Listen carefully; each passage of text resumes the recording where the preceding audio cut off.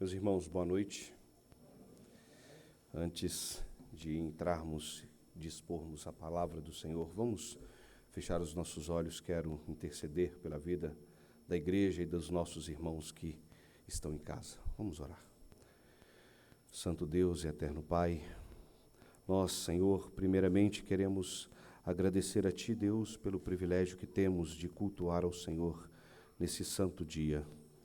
Dia que o Senhor, Pai, mesmo escolheu desde a eternidade para que a sua igreja, Pai, como o Teu povo, pudesse, ó Deus, estar reunida para bendizer o Teu nome. Nós rogamos ao Senhor nesse momento, Pai, para que o Senhor, Deus, nos abençoe na nossa vida diária, nos ajudando, ó Deus, a ser distintos daquilo que o mundo é. Ó Deus, ajudando-nos a dar um bom testemunho de Cristo e andarmos, ó Pai, de forma condizente com o Teu Evangelho. Ajuda-nos, Deus, a romper com as barreiras e com os paradigmas do nosso tempo, Pai, para que sejamos luz em meio às trevas. Abençoa-nos, Pai, na nossa caminhada. Dê-nos, ó Deus, toda a provisão necessária para que venhamos, ó Deus, vencer o maligno, para que venhamos, ó Pai, resistir às nossas inclinações. Ajude-nos, Deus, para honrar-Te com o nosso viver dia a dia, Senhor. Também oramos pelos nossos irmãos que estão privados desta Assembleia, Senhor. Pedimos ao Senhor que os sustente, Pai, que, ó Deus, aqueles que necessitam de saúde, que o Senhor, ó Deus, traga a eles provisão para que eles possam, ó Deus, recuperar, ó Deus, o vigor e que eles possam estar conosco. Que o Senhor, ó Deus, os abençoe, não os deixe desanimar na sua caminhada, mas que o Teu Espírito, ó Deus, possa no coração de cada um deles fortalecê-los, ó Deus, através da santa palavra do Senhor e também das orações e dos sacramentos.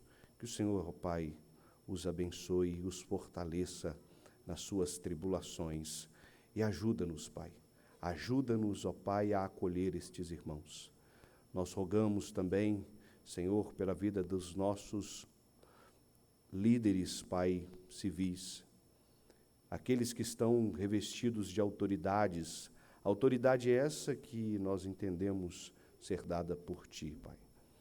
Por isso nós rogamos para que o Senhor dê sabedoria a estes homens, para que eles possam presidir bem, ó Deus, esta nação. Presidir bem, Pai, fazer aquilo que é justo, aquilo que é aceitável, aquilo, ó Deus, que é ético e moral. Que o Senhor, Deus, abençoe aqueles que lutam por esses direitos. Que o Senhor, ó Deus, abençoe aqueles que desejam e almejam as coisas boas que o Senhor, ó Deus, fez e as responsabilidades que o Senhor confiou a eles. Que o Senhor tenha misericórdia, que o Senhor tenha misericórdia daqueles que fazem o contrário e que eles possam, ó Deus, com a sua graça, reconhecer o seu erro e fazer aquilo que é justo. Nós lhe pedimos, Pai, crendo de que o Senhor tem nos abençoado e também pode abençoar e abençoará os nossos governantes. Em nome de Jesus. Amém. Amém. Meus irmãos, vamos abrir a Sagrada Escritura no livro do profeta Daniel.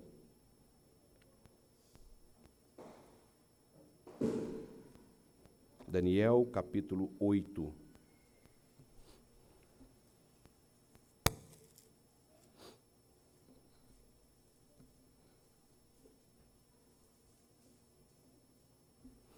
Daniel, capítulo 8.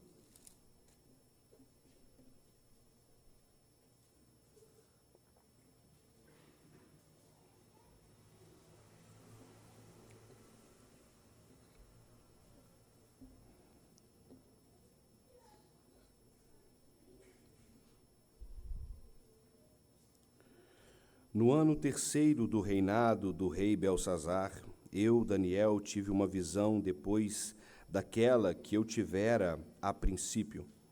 Quando a visão me veio, apareceu-me estar eu na cidadela de Suzã, que é a província de Elão, e vi que estava junto ao rio Ulai. Então levantei os olhos e vi, e eis que diante do rio estava um carneiro, o qual tinha 2 chifres, e os 2 chifres eram altos, mas um mais alto do que o outro. E o mais alto subiu por último. Vi que o carneiro dava marradas para o ocidente, para o norte e para o sul, e nenhum dos animais lhe podia resistir. Nem havia quem pudesse se livrar do seu poder. Ele, porém, fazia segundo a sua vontade e assim se engrandecia. Estando eu observando, eis que um bode vinha do ocidente sobre toda a terra, mas sem tocar no chão. Este bode tinha um chifre notável entre os olhos. Dirigiu-se ao carneiro que tinha os 2 chifres, o qual eu tinha visto diante do rio, e correu contra ele com todo o seu furioso poder. Viu chegar perto do carneiro e, enfurecido contra ele, o feriu e lhe quebrou os 2 chifres, pois não havia força no carneiro para lhe resistir. E o bode o lançou por terra e o pisou aos pés, e não houve quem pudesse livrar o carneiro do poder dele. O bode se engrandeceu de sobremaneira, e na sua força quebrou-se-lhe o grande chifre, e em seu lugar saíram 4 chifres notáveis para os 4 ventos do céu. De um dos chifres saiu um chifre pequeno e se tornou muito forte para o sul, para o oriente e para a terra gloriosa. Cresceu até atingir o exército dos céus, e alguns dos exércitos das estrelas lançou por terra e os pisou. Sim, engrandeceu-se até o príncipe do exército, dele tirou o sacrifício diário, e o lugar do seu santuário foi deitado abaixo. O exército lhe foi entregue com o sacrifício diário por causa das transgressões, e deitou por terra a verdade, e o que fez prosperou. Depois ouvi um santo que falava, e disse outro santo àquele que falava: até quando durará a visão do sacrifício diário e da transgressão assoladora, visão na qual é entregue o santuário e o exército, a fim de serem pisados? Ele me disse, até 2.300 tardes e manhãs, e o santuário será purificado.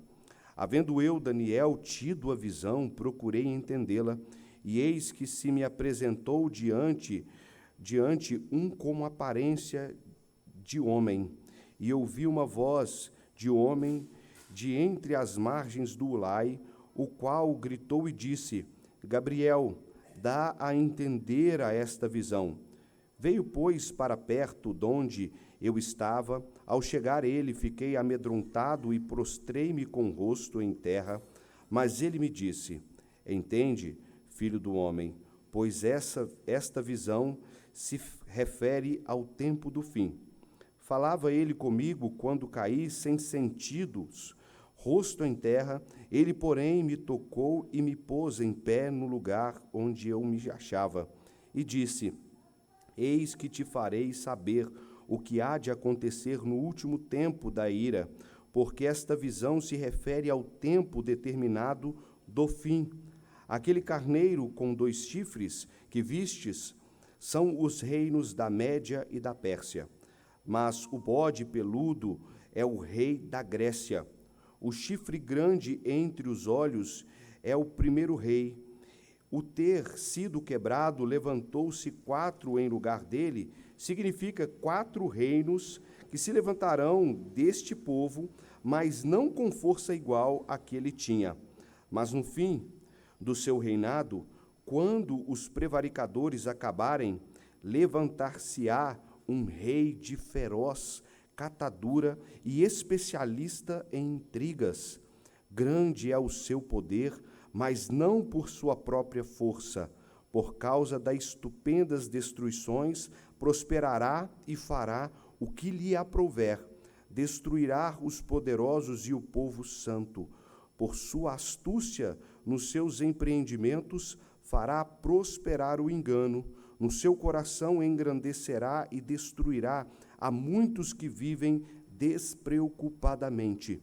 Levantar-se-á contra o príncipe dos exércitos, contra o príncipe dos príncipes, mas será quebrado seu esforço sem esforço de mãos humanas. A visão da tarde e da manhã que me foi dita é verdadeira. Tu, porém, preserva a visão, porque se refere a dias ainda muito distantes. Eu, Daniel, enfraqueci e estive enfermo alguns dias. Então me levantei e tratei dos negócios do rei. Espantava-me com a visão e não havia quem a entendesse. Santo Deus, nas nossas limitações, Pai, nós rogamos ao Senhor que ilumina-nos nesta noite, para que possamos compreender esta palavra, estes símbolos, ó Deus, e os seus cumprimentos, mas que também, Deus, nós venhamos ver além daquilo que o Senhor, ó Deus, mostra nesse texto, mas que nós venhamos ver e retirar lições preciosas para nós em nossos dias. Ajuda-nos, ó Pai, que nós venhamos, Deus, compreender aquilo que o Senhor quer nos mostrar, em nome do Senhor Jesus. Amém. Meus irmãos, diante de um texto desse, algo muito importante nós temos que perceber aqui. Nós vamos perceber algo marcante nesse texto, é que o mal, nessa passagem, nessa visão de Daniel, ele prospera. O mal dessa passagem, ele prospera.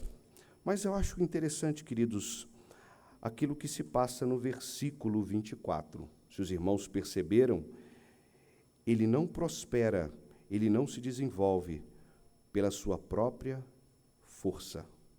Ele não prospera, ele não se desenvolve pela sua própria força. Meus irmãos, às vezes nós não conseguimos compreender com exatidão todos os propósitos que Deus tem na criação. Nós às vezes não entendemos o porquê reis ou presidentes sobem ao trono, nós não entendemos. Porque homens maus, com toda a sua perversidade e astúcia, enganam e prosperam de forma como se eles não prestassem contas a ninguém. Mas, meus irmãos, o capítulo da nossa confissão, ele vai nos trazer algo que se passa nesse texto e que nós aprenderemos no desenvolver de todo esse capítulo. No capítulo da confissão de fé, que fala sobre a providência de Deus, ele vai dizer assim, na sua parte 5, ele diz que o muito sábio, justo e gracioso Deus, muitas vezes, deixa por algum tempo entregues a muitas tentações e a corrupção de seus próprios corações, para castigá-los pelos seus pecados anteriores, ou fazer conhecer o poder oculto da corrupção e o dolo de seus corações, a fim de que lhes sejam humilhados, para animá-los a depreenderem mais íntima e constantemente do apoio dele e torná-los mais vigilantes contra todas as futuras ocasiões de pecar por vários outros fins justos e santos. Resumindo, meus queridos, Deus, na sua providência, deixa o seu povo passar por momentos de tribulações terríveis, para que eles sejam humilhados, para que eles sejam despertados a ficarem mais vigilantes com as coisas. E o Senhor faz o seu povo passar por esses períodos terríveis com o intuito de discipliná-los e fazer com que eles se despertem para Ele mesmo. No capítulo 7, queridos, nós vimos que Daniel ele fala a respeito daqueles reinos animalescos que vão surgindo um após o outro, e agora ele cita 2 daqueles reinos. Ele cita novamente 2 daqueles reinos que surgiriam e que agora, especificamente, apontando para aquele chifre que surgiria dos 4 chifres que surgiram depois do grande chifre quebrado do bode, surgiria um outro chifre que seria o que causaria uma aflição terrível ao povo de Deus. Terrível. Mas que surgiu não porque o mundo ou que as circunstâncias conspiraram para que ele fosse ou subisse ao trono, mas que o próprio Deus o coloca ali para disciplinar o seu povo. O capítulo 8, meus irmãos, ele tem um escopo muito menor do que se passa no capítulo 7.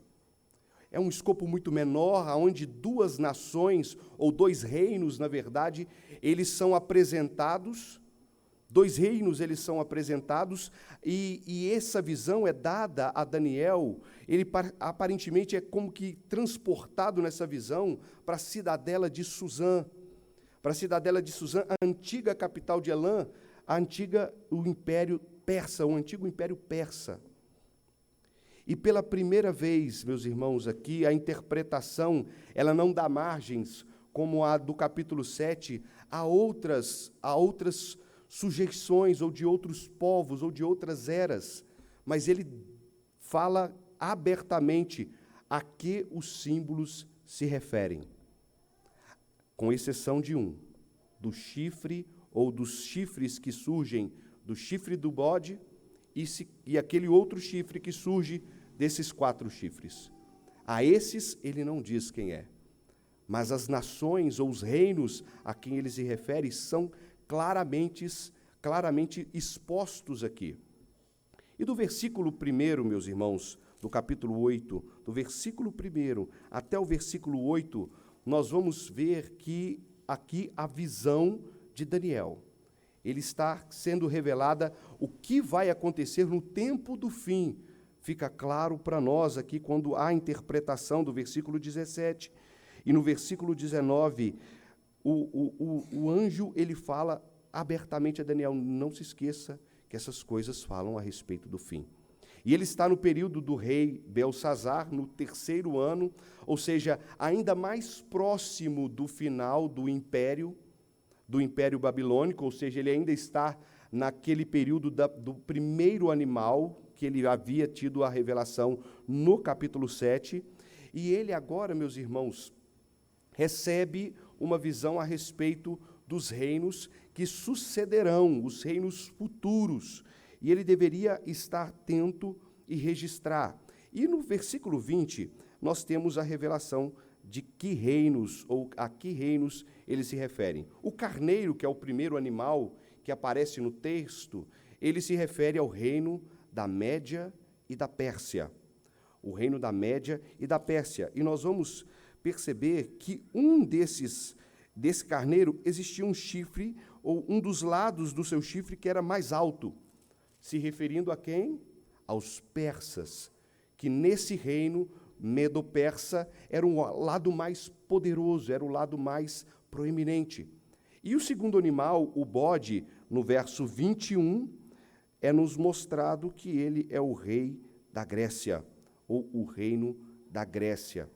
Irmãos, esse carneiro, agora voltando à primeira figura, esse carneiro, ele vem e toma todos os povos da sua região.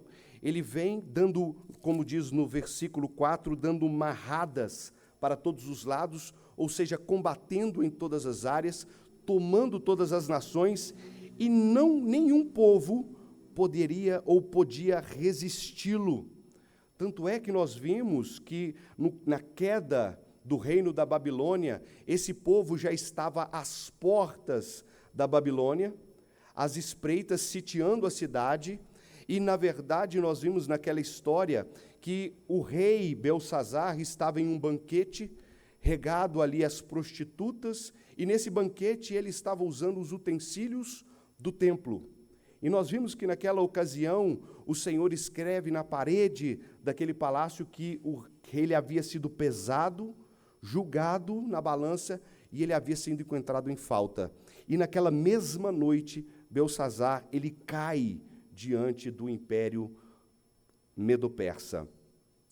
E, meus irmãos, esse Império Medo-Persa, ninguém o poderia resistir. Mas no verso 5, nós vamos ver que surge do Ocidente um bode. E observe as qualidades ou os aspectos que distinguem esse bode. Ele era um bode peludo, como nós vimos no verso 21, mas era um bode que tinha um chifre grande, mas ele era um bode veloz. Era um bode que vinha de uma velocidade assustadora. E ele vinha tão rápido que ele não tocava o chão. E ele tinha um chifre notável. Como nós vimos na semana passada, o chifre notável a quem essa visão se refere é Alexandre o Grande. Alexandre o Grande, na verdade, ele não era um grego de nascimento, mas ele era um macedônio, filho de Filipe da Macedônia, mas que foi, na sua mocidade, ainda na sua juventude, levado à Grécia para que pudesse aprender aos pés dos filósofos, como, por exemplo, especialmente Aristóteles, ele pudesse aprender táticas de guerra e filosofia e os costumes gregos. Então, ele, depois que volta, ele toma o domínio do reino da Macedônia e ele segue avante, meus queridos, e o seu império toma todo o mundo conhecido, desde a Europa, norte da África, o Egito, a Ásia Menor, até a região ocidental da Índia. E ele só não avança mais o seu império porque não tinha mais para onde ir. E esse jovem, de aproximadamente, ele começa as suas campanhas aproximadamente com 26 anos, e aos 30 anos ele já não tinha mais nenhum império para conquistar. Alguns historiadores vão dizer que ele se senta e chora porque não tinha mais reinos para conquistar. Mas o texto também diz que esse bode furioso, ele toma o reino, ele vem com tanta força, toma o reino, os reinos, ele conquista tudo, mas esse bode, do mesmo jeito que ele engrandece rápido, a sua queda é rápida também. Porque, historicamente, nós sabemos que aos 33, 32 anos de idade, Alexandre o Grande, ele morreu. Subitamente morre de uma doença e o seu reino é tirado e é passado ali para os seus sucessores, os reinos que vieram depois deles, que nós mencionamos também na semana passada. Então, essa profecia, ela foi dada aproximadamente, meus irmãos, cerca de 200 anos antes de acontecer. Daniel está aproximadamente no ano 539, e os eventos que ele profetiza ou que ele fala a respeito deles acontecerão por volta do ano 320. Então, após a morte de Alexandre o Grande, nós vemos que sobrem 4 reis, ou 4 generais do seu império para governar: os Ptolomeus, os Seleucidas, os Antígonas e os Atalidas, que eram seus generais. E, meus irmãos, nós vamos ver que no meio desse surgimento de reinos, e todas esses reinos tomando uns aos outros, e de quedas, nós vamos ver que a mão do nosso Deus controla todos esses atos. Todos os atos aqui, Deus, ele tem um controle soberano sobre ele, de forma que, à medida que os reinos vão sendo trocados, Deus está ali, colocando uns e tirando outros. Aqueles que se acham ter a primazia, rapidamente eles são retirados e outros são estabelecidos. Por isso nós vemos uns reis subindo e outros descendo, e tudo isso, queridos, o povo de Deus presente e preservado pelo Senhor. Embora passam por dificuldades, exílios e disciplinas, o Senhor preserva o seu povo. E nós vamos ver, queridos, que nessa profecia ainda surge o chifre, a quem é dado mais a primazia, ou a quem é dado aqui a maior importância, cujo o reinado, ele prospera.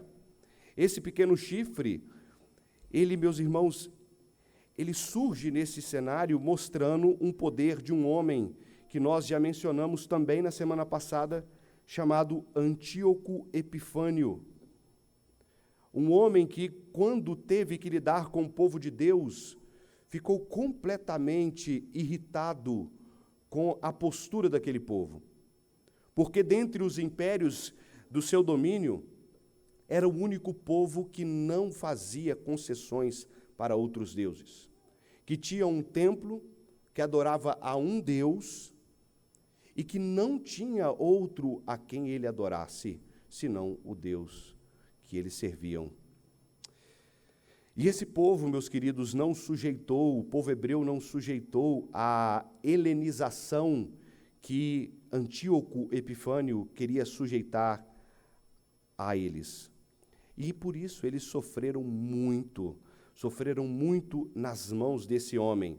E só para que nós venhamos entender, inclusive o próprio nome a que nós nos referimos a ele se intitulava Epifânio porque ele se entendia ser a manifestação de Zeus. Por isso o seu nome era Antíoco, e o Epifânio era porque ele se identificava como sendo o próprio Deus manifesto.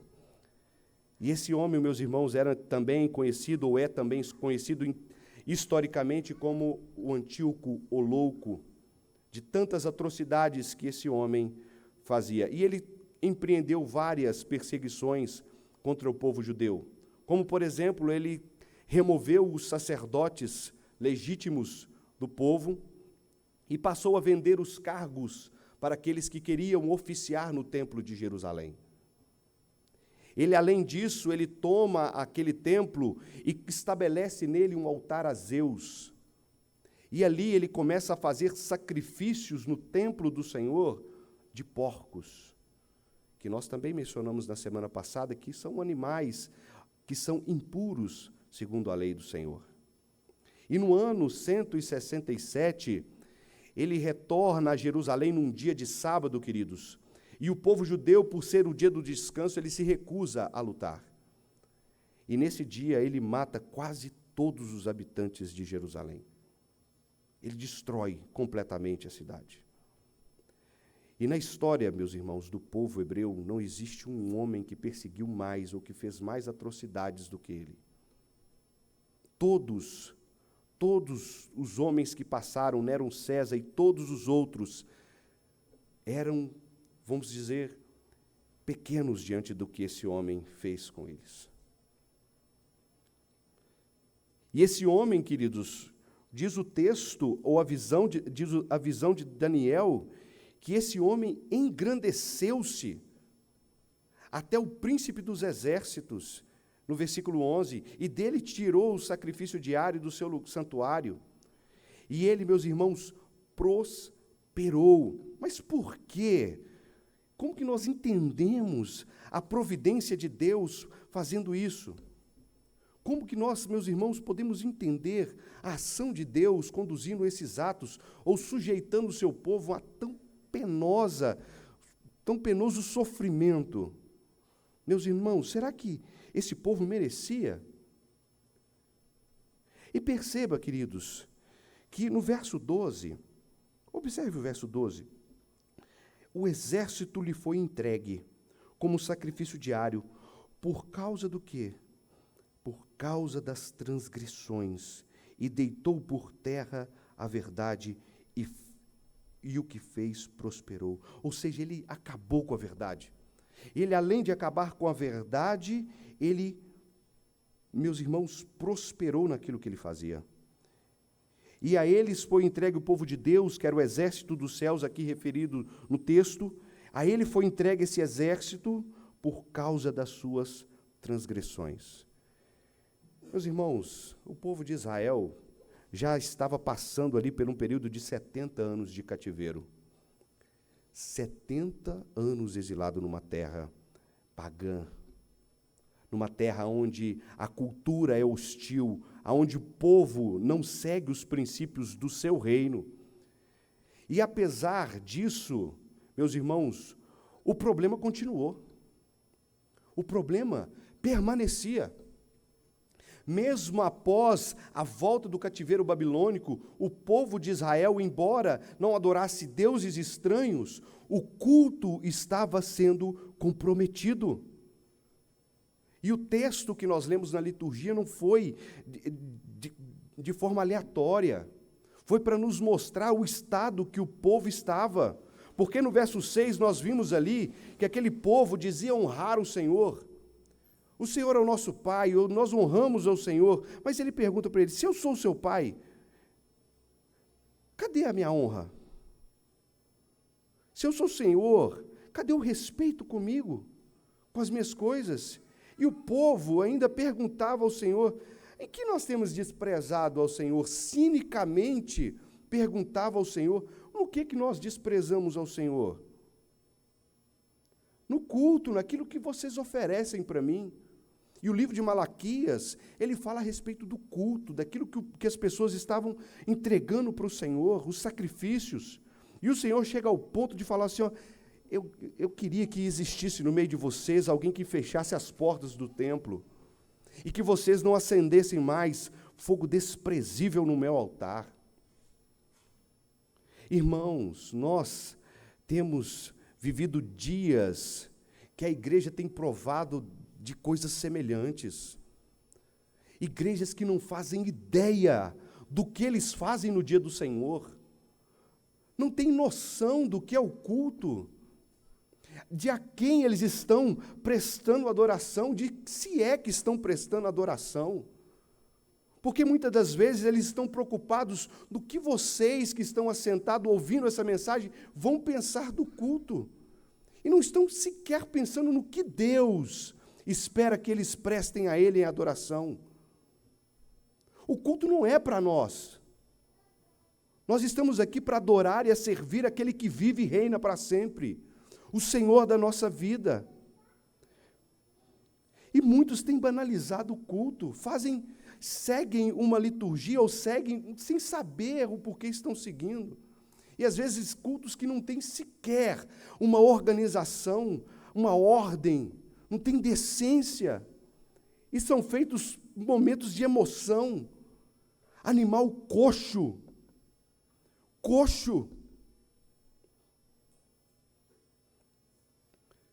Queridos, muitas linhas, inclusive escatológicas e ensinamentos que são apresentados para nós hoje, nos colocam em situações que nós vivemos despreocupados. Como aqui o versículo 25 vai dizer que muitos estavam distraídos. Muitos distraídos. Esse homem que o Senhor fez erguer nesse tempo, ele veio e destruiu muitos que viviam despreocupados. O dispensacionalismo hoje, meus irmãos, ele quebra o senso de urgência, que é uma linha escatológica hoje. Fala que a igreja ela vai ser arrebatada na tribulação, antes da tribulação. Então nós não devemos ficar preocupados com aquilo que está acontecendo à nossa volta, porque Deus vai nos levar antes. Deus vai levar a igreja antes. Olha que interessante, queridos, porque durante todo o período da história, tanto do povo dele, Israel, no Antigo Testamento, quanto a igreja, no decorrer da história, nunca foi retirada da terra quando o anticristo surgiram. Quando Nero subiu ao trono, quando outros homens, quando o romanismo instaurou a Inquisição, aqueles que buscavam ser fiéis foram preservados pelo Senhor, mas não foram tirados da terra. O que nós precisamos e devemos estar, queridos, é preparados, sabendo o que nós fazemos para o Senhor, sendo zelosos com relação ao culto ao Senhor, a adoração ao Senhor, o que nós fazemos no dia solene, que nós estamos aqui reunidos, nós temos que ter ciência do porquê nós estamos aqui. Qual a razão disso?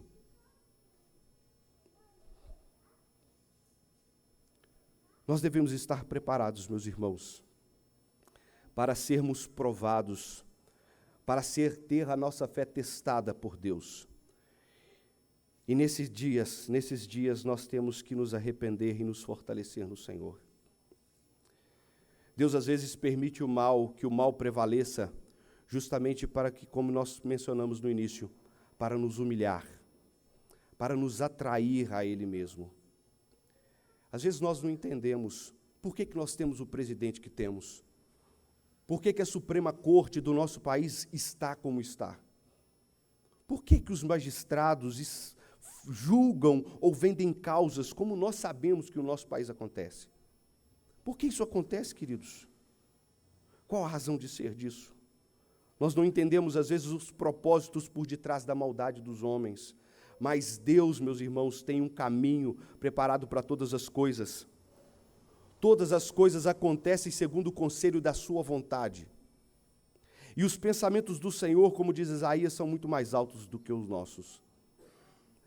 Basta nós fazermos aquilo que o salmista no Salmo 90 diz: saber remir os nossos dias, para que nós venhamos a alcançar um coração sábio e saber lidar com as dificuldades do tempo presente.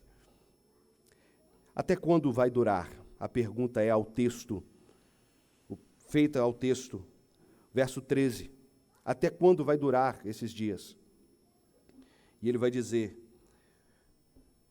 até quando durará a visão do sacrifício diário da transgressão assoladora? Versículo 14, ele me disse: até 2.300 tardes e manhãs, e o santuário será purificado.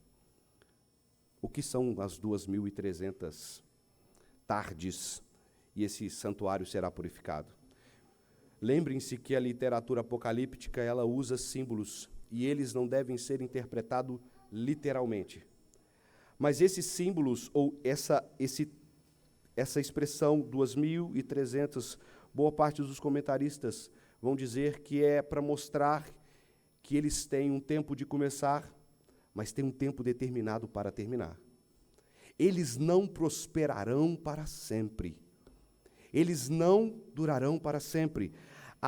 O império, ou esse pequeno chifre que surge, maldoso, destruidor, que imprime sofrimento ao povo de Deus, historicamente, no ano 164, ele é reprimido ou é contido por uma revolta que nós conhecemos como a revolta dos Macabeus, dirigida por Judas Macabeus.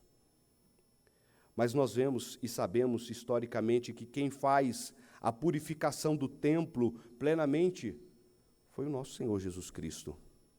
Ele purifica o templo, ele purifica a habitação do Senhor.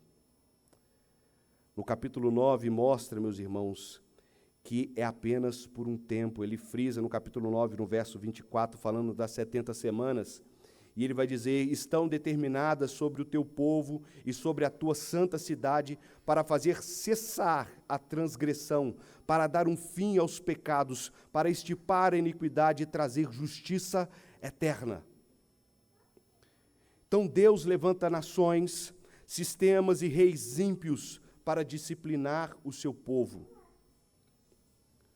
e para corrigir aqueles que vivem despreocupadamente. Muitos, meus irmãos, não entendem o significado disso. Mas nós vamos ver que, apesar de Deus levantar, nós vemos no verso 25 ainda, que levantar-se-á contra o príncipe dos príncipes, mas será quebrado, sem esforço de mãos humanas. Sem esforço de mãos humanas. Antíoco Epifânio, meus queridos, ele cai, o Senhor o destrói.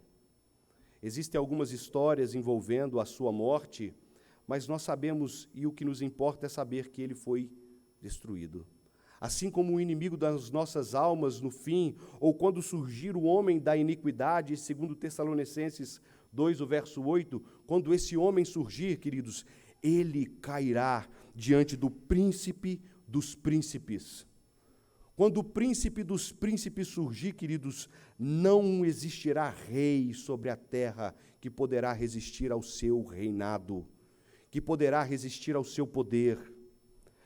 há esperança para o povo de Deus. O sofrimento vem, mas existirá um tempo aonde a bonança reinará, aonde os santos entrarão no santo e bendito descanso com o Senhor. É justamente o que esse dia representa para nós.